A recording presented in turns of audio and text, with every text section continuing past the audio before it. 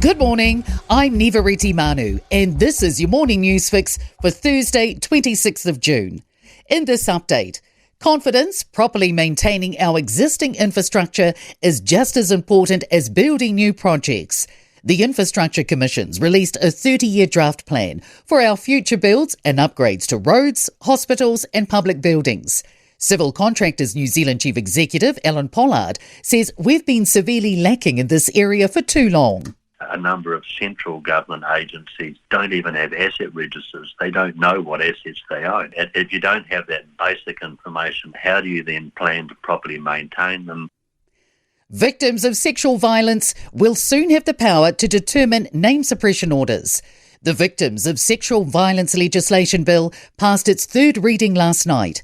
The new bill will ensure the courts cannot issue a permanent name suppression order for an adult convicted of a sexual offence unless the victim agrees to it.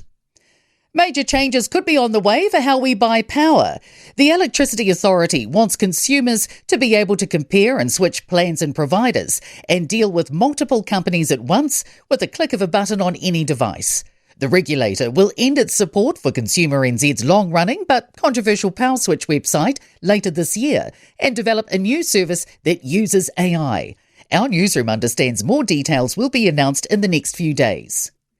A war of words between the Ministry of Primary Industries and Greenpeace as both take swipes over pesticide concerns.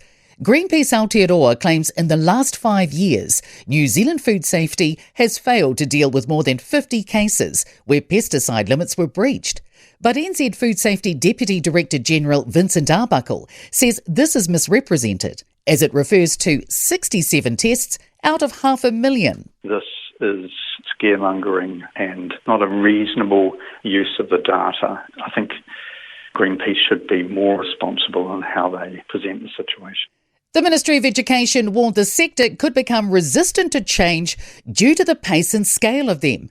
Changes have been phased in from this year, with a new curriculum set to be fully in place by the start of 2027. Labour's Willow Jean Prime says she's heard teachers are feeling overwhelmed and stressed, but Minister Erica Stanford says the changes have been well received.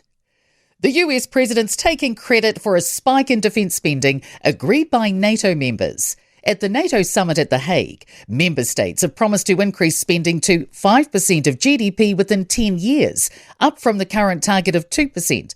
Donald Trump says today's decision's a historic milestone. Something that no one really thought possible. And they said, "You did it, sir, you did it." Well, I don't know if I did it, but I think I did. Christopher Luxon was in attendance, saying it's been important for New Zealand to be at the table for these conversations.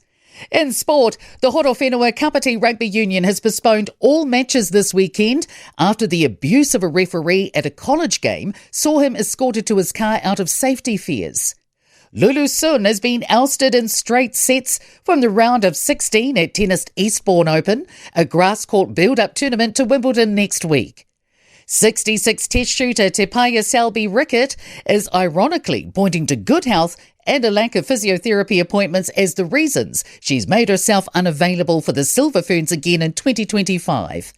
I'm Nivariti Manu, and that's your latest news fix. We'll be back with the next update at midday from the Newstalk ZB newsroom.